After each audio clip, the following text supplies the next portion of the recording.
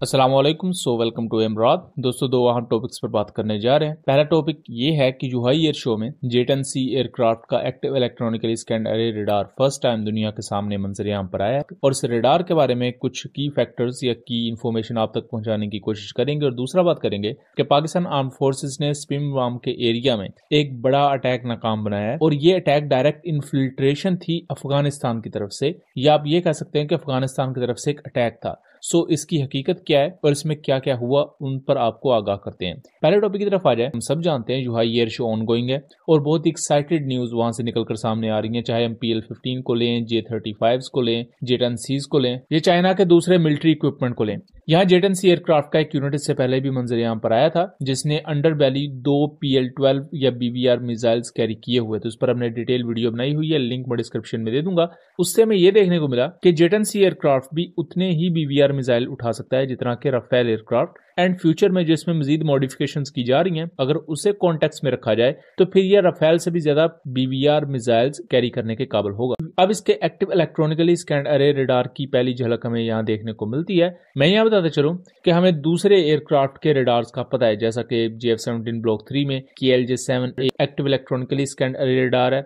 उसके अलावा हमें F-16 ब्लॉक 70 में APG-83 एक्टिव इलेक्ट्रॉनिकली स्कैन्ड अरे रडार देखने को मिलता है। इसी तरह हमें तेजस का पता है, हमें राफेल के RBE-2 ऐसा रडार का पता है। लेकिन J-10C एयरक्राफ्ट में किस किस्म का एक्टिव इलेक्ट्रॉनिकली स्कैन्ड अरे रडार यूज होता है, इसके बारे में कोई भी इंफॉर्मेशन नहीं थी। इसके बारे में सिर्फ क्या साराइयां ही लगाई जाती रही हैं। लेकिन यह हमें पहली तस्वीर J-10C के एक्टिव इलेक्ट्रॉनिकली स्कैन्ड अरे रडार की देखने को मिलती है। और इस एक्टिव इलेक्ट्रॉनिकली स्कैन्ड अरे रडार की भी प्योरली सरफेस हमें नहीं देखने को मिलती, क्योंकि उस पर भी एक हल्का सा कवर चढ़ाया हुआ है। मुख्तलिफ ओशन प्लेटफॉर्म्स के मुताबिक इस रडार का नाम KLJ-17 एक्टिव इलेक्ट्रॉनिकली स्कैन्ड अरे रडार है, जो कि तकरीबन 1000 से लेकर 1300 TR मॉड्यूल्स पर बेस्ड है। और इसकी जो एस्टिमेटेड रेंज हम कंक्लूड कर सकते हैं वो 220 से 250 किलोमीटर के दरमियान एक फाइटर एयरक्राफ्ट के साइज के लिए। जबकि जो JF-17 ब्लॉक 3 एयरक्राफ्ट का रडार है KLJ-7 ऐसा रडार, इसकी रेंज 170 किलोमीटर के अराउंड आती है। बट अगर प्रैक्टिकल हालात को देखा जाए तो 150 टू 160 किलोमीटर की रेंज प्रोवाइड करेगा, क्योंकि जब एयरक्राफ्ट का रडार प्रैक्टिकली हवा में होता है, प्रैक्टिकली स्कैन कर रहा होता है, तो उसमें एयर रेजिस्टेंस आ जाती है, हवा में नमी कितनी है वो आ जाती है। इसके साथ साथ दुश्मन किस एंगल पर है, दुश्मन एयरक्राफ्ट की स्पीड क्या है, ये तमाम चीजें उसमें देखने को मिलती हैं। तो उससे जो रडार की ऑन पेपर रेंज है उसमें थोड़ी कमी आती है। सेम यही चीज आपको राफेल के रडार में भी देखने को मिलेगी। सेम यही चीज दुनिया के हर रडार में आपको देखने को मिलेगी। KLJ-17 एक्टिव इलेक्ट्रॉनिकली स्कैन्ड अरे radar multiple mode operations conduct करने के काबिल है, जैसे कि ट्रैक वाइल स्कैन और इस तरह के दूसरे मोड्स होते हैं। मल्टीपल टारगेट स्कैनिंग होती है, एक वक्त में मल्टीपल टारगेट्स को ये ट्रैक कर सकता है और एक ही वक्त में मल्टीपल मिसाइल्स को गाइडेंस प्रोवाइड करने के साथ साथ फायर करने के काबिल भी है। और इसी रडार की बेस पर ही आगे दूसरे 5th जनरेशन एयरक्राफ्ट के रडार्स को भी डेवलप किया गया है। इसके बारे में ये कंफर्म नहीं है कि ये गैलियम नाइट्राइड बेस्ड है, ये गैलियम आर्सेनाइड बेस्ड, बट इसके बारे में एक चीज कि ये liquid cooled active electronically scanned अरे रडार है।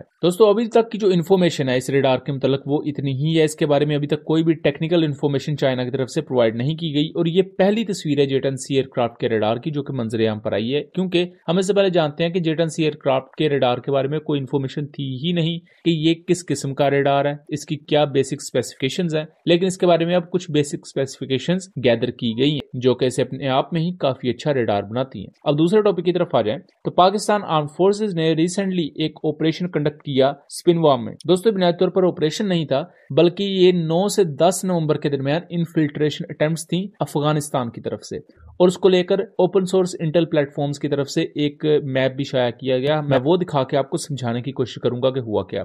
हमने रिसेंटली कोयटा रेलवे स्टेशन पर एक ब्लास्ट देखा जिनमें तकरीबन 26 के करीब लोग शहीद हुए।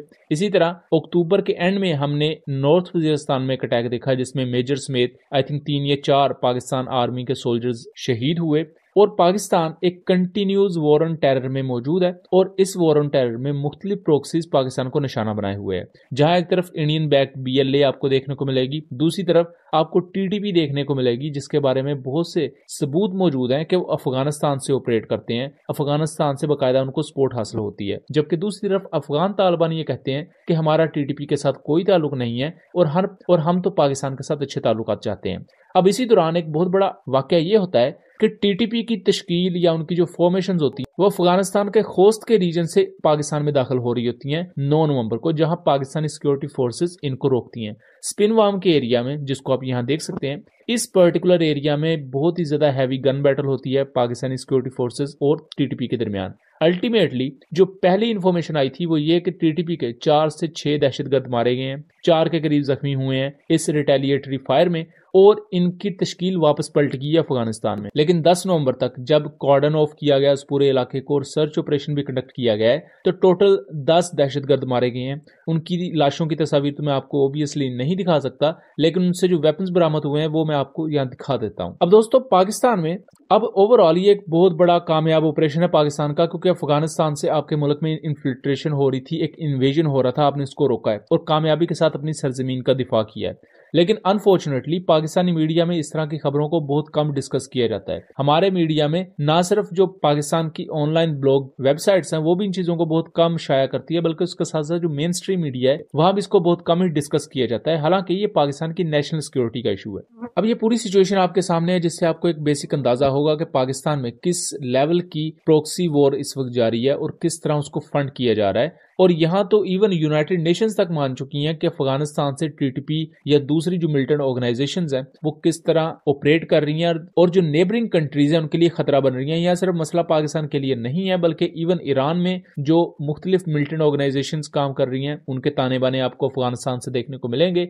सेंट्रल एशियन कंट्रीज की भी सेम यही शिकायत रहती है। तो क्या दोस्तों, अफगान तालिबान का अफगानिस्तान में हुकूमत में आ जाना क्या इन मिलिटेंट प्रॉक्सीज के लिए एक खुली छूट बन गया कि वो जिस मुल्क पर चाहे अटैक कर दें?